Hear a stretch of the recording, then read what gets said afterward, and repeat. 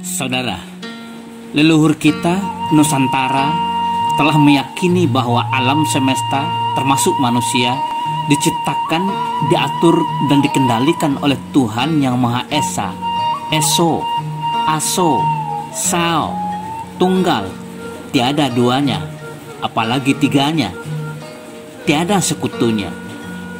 Dialah yang mengatur dan mengendalikan semua makhluk dengan aturan dan ketentuan hukumnya yang absolut, mutlak. Tiada kekuatan yang mampu mengubahnya, tiada kekuasaan yang bisa merevisinya. Jikapun diasak, dia tidak akan layu. Kalaupun dicabut, dia tidak akan mati. Itulah adat yang sebenarnya adat.